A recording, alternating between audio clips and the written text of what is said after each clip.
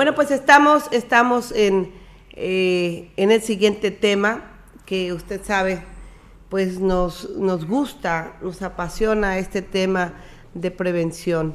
Pues este sería el 5º año que tomamos con vehemencia la prevención contra el cáncer de mama. El 19 de octubre se celebra de manera internacional esta fecha, en donde nos hacen recordar que todas las mujeres debemos de estar pendientes de nuestra salud. He invitado y agradezco muchísimo porque además de ser una excelente persona, es un excelente doctor, un hombre prestigiado, ginecólogo y obstetra, y además con especialidad en medicina materno-fetal. Agradezco mucho la presencia del doctor José Ibarra Solís. Muy buenos días, doctor. Gracias por acompañarnos. El problema del cáncer de mama, ¿qué lo origina? ¿Cuáles son las causas? ¿Es hereditario? Por favor.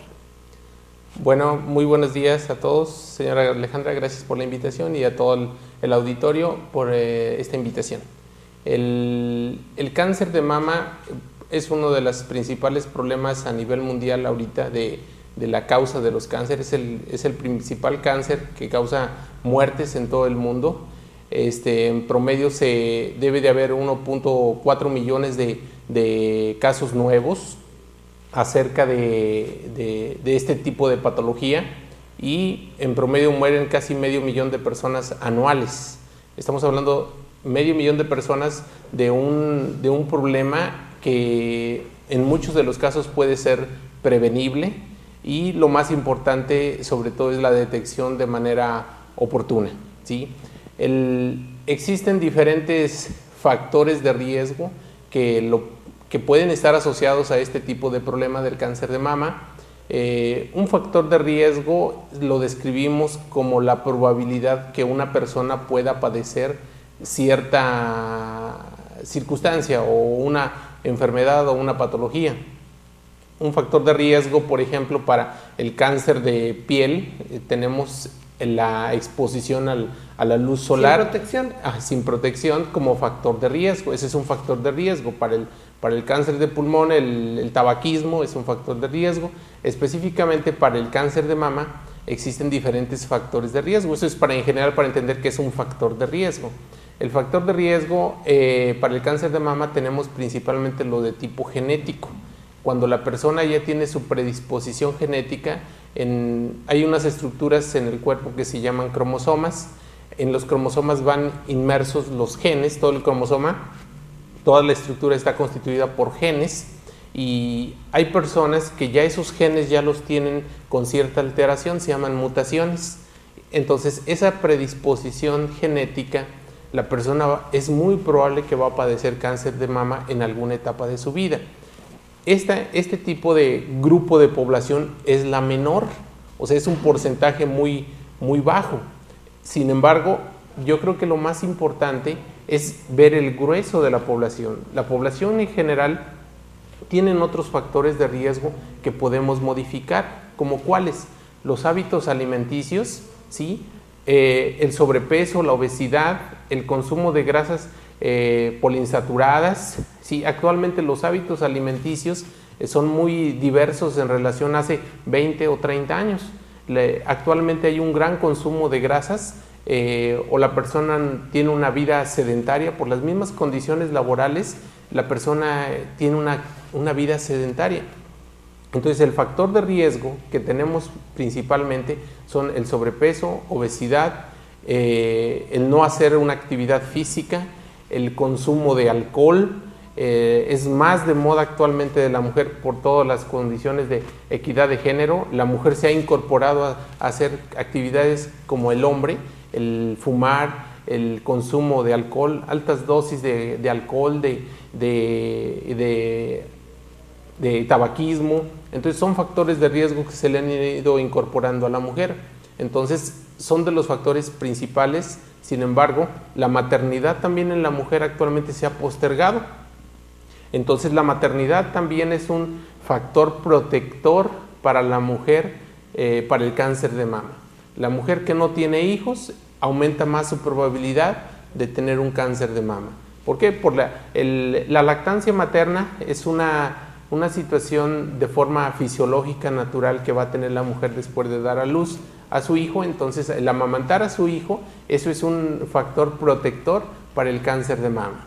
Entonces, o también la maternidad postergada o su primer hijo mayor a los 35 años. Entonces, la paridad se refiere a la cantidad de hijos. Entre más hijos tenga la mujer, por la misma lactancia, eso es lo que va a favorecer que disminuya su riesgo de cáncer de mama. También el otro factor de riesgo, estamos hablando específicamente nada más de factores de riesgo, ¿sí? La menarca se refiere al primer inicio de la niña, de su primera menstruación, cuando inicia de manera muy temprana. Normalmente la menarca o su primera menstruación se da en promedio a los 12 años, pero hay niñas que inician a reglar de los 8 o de los 7 años. La exposición a esos ciclos menstruales o a los estrógenos, que son los que hacen que la niña menstrue, es otro factor de riesgo, tener un inicio de su menstruación en etapas muy tempranas. O también otro factor de riesgo es tener una menopausia tardía. Normalmente, ¿a qué nos referimos con menopausia? No a los síntomas que se tienen en ese periodo. Menopausia se refiere cuando la mujer presenta su última menstruación y tiene que haber pasado un año completo sin haber reglado. ¿Aproximadamente a qué edad debe de ser esto? En promedio, la mujer, estamos hablando específicamente de la mujer mexicana. La mujer mexicana en promedio, su menstruación se debe de retirar o quitarse a los 47 años. Estamos hablando de mujer mexicana. Ya después de esa edad, estamos hablando de una menopausia tardía.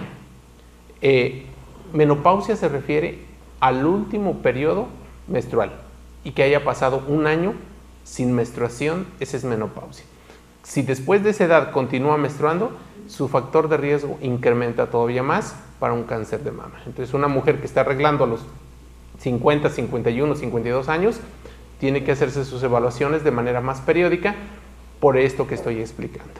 A ver, vamos a ir resumiendo. Los factores de riesgo aquí, por ejemplo, ya hablábamos tanto del consumo de alcohol, de tabaco, el sedentarismo y los factores también en caso de hereditarios, que mi mamá, que mi hermana, que alguien de mi familia haya padecido este mal también. Así es. ¿Así es? Ok, dice, habló una señora y le recuerdo los teléfonos 87-128-58 para llamadas de voz y para mensajes 487-121-0583. Dice, señora, que si le puede preguntar al doctor por qué, si a una persona que le cortaron un seno, después de eso le siguen haciendo quimioterapias. Bueno, esto lo íbamos a mencionar más adelante, pero respondiendo a la pregunta es con respecto a cuando se hace, ese es parte del tratamiento para el cáncer de mama, ya es específicamente tratamiento para el cáncer de mama. El cáncer de mama puede tener diferentes tratamientos. Uno es la mastectomía. La mastectomía es un procedimiento quirúrgico donde se extirpa el seno o parte del seno. Hay diferentes técnicas de la cirugía del seno, independientemente de cuál esté afectado. Hay ocasiones que el cáncer de seno, cuando se detecta de manera oportuna, puede ser suficiente, nada más se llama cuadrantectomía, o sea, el seno lo dividimos en 4 partes y se quita nada más un fragmento, cuando está completamente localizado al seno, o a veces se puede quitar el seno por completo. ¿Y por qué dicen que se le quitan ganglios de esta parte? Actualmente hay unas pruebas especiales que se hacen cuando se realiza el procedimiento quirúrgico, donde se hacen unas pruebas muy especiales para ver el trayecto. Se pone una tinción especial de los ganglios, ¿sí?, para que se dibujen y ver si realmente la persona es necesario. Actualmente esa modalidad ya no es así. Los ganglios sirven para ver si son positivos, o sea, si se pintan, es como ponerle un colorante, y si se pintan, si se marcan, entonces ya el especialista que determina la cirugía es el que va a practicar una disección de todos los ganglios, o definitivamente no se quitan. Si no son positivos, no se extraen. ¿por qué darle quimioterapia a una persona después de que ha quitado su seno? Sobre todo es porque a veces no se puede erradicar por completo la tumoración. O sea, se trató de quitar lo más que se pudo, sin embargo, a veces puede haber ya diseminado, sí, caminado un poquito más de lo que es fuera del seno, y hay que dar un tratamiento complementario de quimioterapia. Y esto es muy importante porque puede ser complementario para erradicar completamente el problema. Doctor, si me permite, tengo un video que dura 2 minutos en donde habla también acerca de la sintomatología. A ver, vamos a ver si es correcto esto y usted nos dice, por favor. ¿Corre video?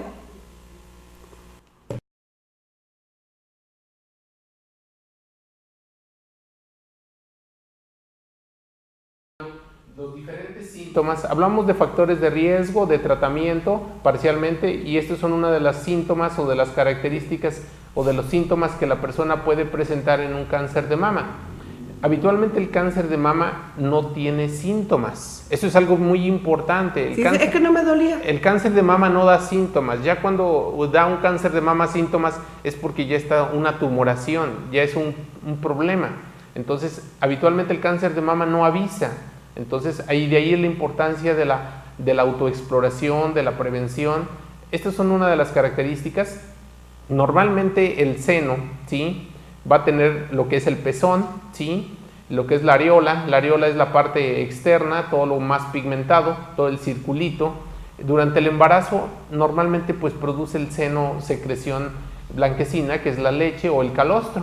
Y todo lo que es la areola se pigmenta. Normalmente esos son los cambios dermatológicos que se suscitan durante la gestación o incluso durante la etapa del puerperio, que es la etapa de la cuarentena. Se pigmenta, entonces esos cambios la embarazada los debe de conocer y el pezón se aumenta de tamaño. En cambio, normalmente, ¿sí?, el pezón no tiene por qué tener ningún tipo de secreción.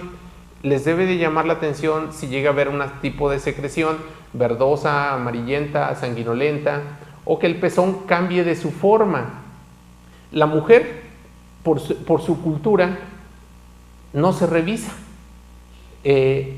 Algo bien importante es conocer los cambios o haberse revisado, haberse explorado cómo tenía sus pezones. Los cambios de los pezones o pezones invertidos, ¿sí?, que normalmente el pezón anterior estaba totalmente normal y desde la forma, en cambio si el pezón cambia, si el pezón se hace hacia la parte de adentro, eso les debe de llamar la atención. Se va haciendo como un ombliguito. Es diferente, hay mujeres con variantes normales que nunca se habían revisado, no se habían conocido. Sí, ese es un hundimiento de la piel. Sí, dice. así es. Entonces, otro dato que les debe de llamar la atención son los cambios de la superficie de la piel. O los cambios de la coloración. Si ven un enrojecimiento, un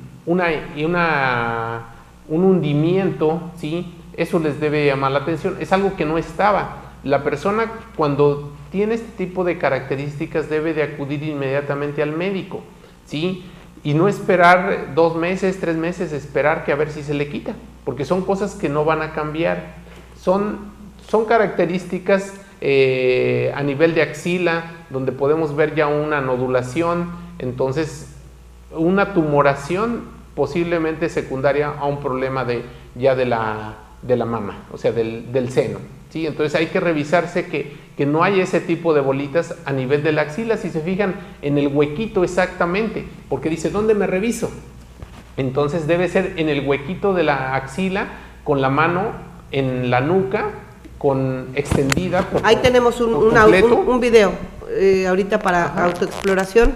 Vamos a poner, este es todo lo de, este es el de autoexploración. Gil. Bueno, esta es la autoexploración. Ahí va, doctor, si nos quiere explicar, por favor. Bueno, estas son de las características que estábamos mencionando, ¿sí?, de los cambios de los síntomas que la persona puede reflejar en lo que vemos, ¿sí? Y esto es referente a la exploración mamaria, Y los senos normalmente deben... Va muy rápido, amigo. ¿Me lo pueden regresar un poquito? Si son tan amables, porque va muy rápido. Dentro de los síntomas principalmente, pues vamos a tener la asimetría mamaria. Normalmente la mujer debe de conocerse y ver su tamaño de sus senos en un espejo, sobre todo al momento de bañarse, es cuando se recomienda porque el deslizamiento de la piel es con mayor facilidad. Entonces sí es muy importante ver el tamaño de los senos. Normalmente los senos son asimétricos, es decir, uno es más grande que el otro, pero en pequeña diferencia. Pero si lo nota de manera muy importante, les debe de llamar la atención. Durante el embarazo las mamas crecen, los senos crecen y pueden ser asimétricos previamente y aumentan de manera muy importante la asimetría por la producción de la leche. Esos son otro de los cambios, ¿sí? En los que si hay un cambio anormal donde hay una secreción por el pezón o los cambios que habíamos mencionado dermatológicos, el hundimiento, el enrojecimiento, les debe llamar la atención. A ver, ¿esto de enrojecimiento podrían ser como unos puntos rojos? Sí, a veces la mujer lo confunde con un piquete de zancudo, entonces, y están así, pasan meses y ya se me quitará, y resulta que ese como piquete de zancudo no era un piquete de zancudo, era un problema que les estaba señalando su cuerpo. ¿Como esto podría ser? Sí, es un enrojecimiento como un piquete de zancudo, okay. Para cambios de... Porque yo tengo muchos. Sí, no es un puntito rojo, es como un piquete de zancudo, okay. Se va haciendo rojo, hiperémico, ¿sí? Ahora pon las manos detrás de la cabeza. Ajá, la forma que se recomienda, pueden ponerse las manos en lo que es en la nuca, sí, con una mano, porque es la autoexploración, sí. Es la misma persona que lo va a hacer al momento de bañarse sobre todo, perdón. Y pone la mano en su nuca y va a deslizar toda la superficie de la piel. Si tenemos la que sigue, por favor. En la siguiente, así, pon las manos en la cintura. Ajá. ¿Sí? Esa es otra de las maneras. Otra técnica. Sí, otra técnica. Gracias. Sí, gracias.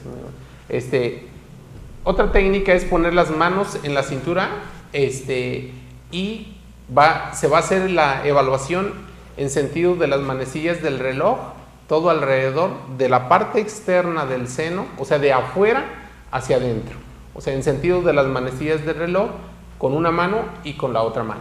O sea, habría que revisar todo alrededor, de afuera hacia adentro, hacia el seno. O sea, de la parte más grande del seno. Así es, de todo, de hacia afuera hacia adentro. Okay. ¿Sí? Y llevar un orden, no es así.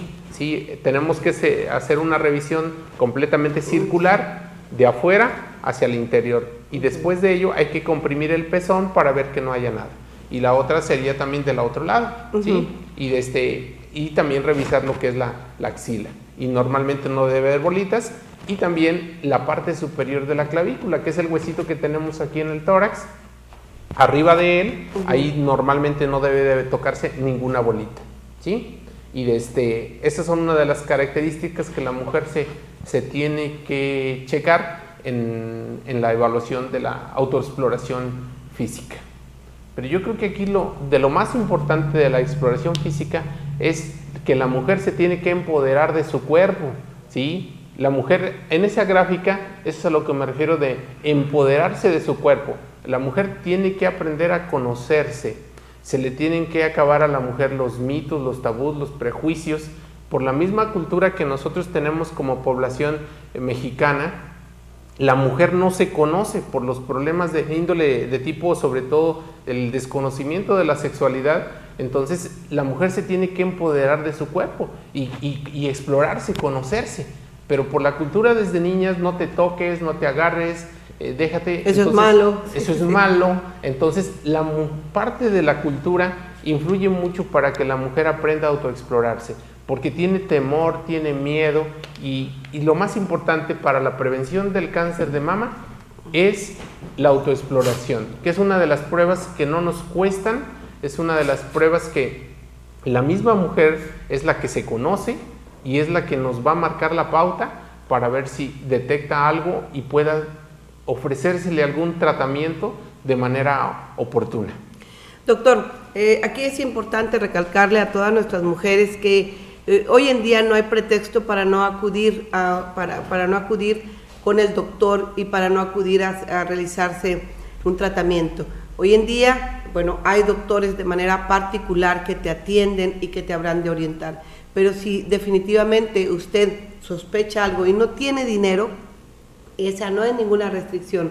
De manera continua, este sería el 5º año que nos toca estar platicando de esto, y a partir de hace 5 ocasiones se abrió un mastógrafo que está funcionando en el refugio para quienes no puedan pagar la mastografía porque no tienen un seguro social, no tienen ISSSTE, pero que sí tienen el seguro popular. Le aseguro que si usted va a cualquier centro de salud, ahí le darán el pase para que vaya directamente a que le realicen su mamografía y pues bueno, de esta manera descartar posibles riesgos.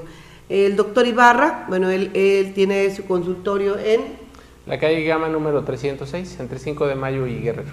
Entre 5 de Mayo y Guerrero, en la calle Gama 306, él atiende, le decía, con médico ginecobstetra y con especialidad en medicina materno-fetal.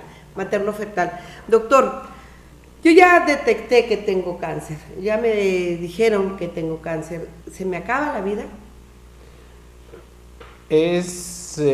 Anteriormente el cáncer de mama, o independientemente de cualquier tipo de cáncer, el decirle a una persona tiene cáncer traducía automáticamente como muerte. Actualmente existen diferentes medicamentos o tratamientos, tanto quirúrgicos, técnicas quirúrgicas o medicamentos o fármacos que le van a ayudar a tener una mejor calidad de vida a la persona. Aquí es muy importante la detección oportuna para un mejor tratamiento o éxito del tratamiento. Entonces, el hecho de que a una persona se le diga tiene un cáncer no traduce automáticamente la muerte, sobre todo porque es muy importante ver la etapa donde está el cáncer. Hablamos específicamente del cáncer de mama, ¿en qué etapa está el cáncer de mama? Pero aquí volvemos a recalcar, lo más importante es la detección de manera oportuna para poderle ofrecer un mejor tratamiento e ir cambiando la cultura de la población a una mejor detección de manera eficaz y oportuna para un mejor tratamiento. Y no nada más de cáncer de mama, en general de todas las enfermedades, la prevención y la detección es lo más importante. Y no acudir al médico o a los servicios de salud, independientemente de cuál cuenten, ya cuando un problema está muy avanzado. Caso como la diabetes, que son otros de los factores de riesgo que van asociados a lo del cáncer de mama. Doctor, hay factores muy importantes que definitivamente ayudan o deprimen en esta situación. Uno de ellos yo creo es la familia, el apoyo de la familia, la depresión de uno mismo que dice, bueno, ya no valgo nada. Hay mujeres que dicen, ya no tengo un seno y no valgo nada, y por Dios, que no somos senos nada más las mujeres. ¿Cómo ayuda a la familia y qué decirles a las familias para que motiven a sus mujeres? ¿Desde cuántos años? Ahorita me dice, para que las motiven a que se hagan precisamente esta detección temprana. Bueno, el riesgo para el cáncer de mama existe. Incluso hay mujeres que tienen 2 o 3 factores de riesgo que no lo van a padecer, ¿sí? Aquí lo más importante es sobre todo todo ese grupo de población que no tiene factores de riesgo y que lo padece. Entonces, con respecto al apoyo de índole emocional o apoyo psicológico, las personas deben de tener un apoyo sobre todo psicológico, sobre todo porque entra en un proceso de duelo, ¿sí? En mecanismos de defensa, de negación, la negociación, la aceptación y finalmente el entorno familiar. El entorno familiar es una piedra angular para el mejor tratamiento y sobre todo el mejor proceso de tratamiento de un paciente. La familia se necesita sobre todo, ya que no nada más la persona que tiene el cáncer de mama lo padece, ¿sí? O sea, esta enfermedad lo padece toda la familia, porque afecta toda la arquitectura familiar, tanto moralmente, emocionalmente, económicamente, afecta todo el entorno. Entonces, volvemos a regresar a lo que hemos explicado del inicio de la plática, la prevención y la detección de forma oportuna. Pero yo creo que algo muy importante es con respecto el apoyo. Algo que considero de mi punto de vista, cuando alguien tiene una detección, porque estamos hablando en general de la población, algo que me gustaría agregar aparte de ello, es cuando una persona no cuenta con IMSS, ISSSTE, vamos a hablar específicamente de los servicios de salud, y se le detecta un cáncer de mama, ¿qué debo de hacer? O sea, vamos a ver nuestra realidad de los servicios también. Entonces, eso es algo bien importante, porque hablamos de la cuestión de índole psicológico de la atención de la persona, porque no debemos de ver enfermedades, debemos de ver enfermos, porque cada persona es diferente y cada quien por su grado de cultura tiene el espectro de la enfermedad, es muy diferente. ¿Cuál es nuestra realidad actualmente cuando a alguien se le dice tiene un cáncer de mama? Esto es un tema que es un poquito difícil, porque con todo esto que se hace con las campañas contra el cáncer de mama, pero ¿qué es lo que es la realidad que vive una persona? Es un tema y es extenso, porque cuando se hace la campaña se detecta el cáncer de mama. ¿Qué hacemos con esa paciente? ¿Cuál va a ser su proceso de atención? ¿Quién la va a ver? ¿Dónde la va a ver? ¿Con qué insumos se va a ver? Pero yo creo que existen los mecanismos, pero yo creo que es cuestión de implementar políticas a nivel apropiadas, claro, así, para poder llevar a cabo todo esto. Porque de mi punto de vista, yo se lo explico, se lo externo,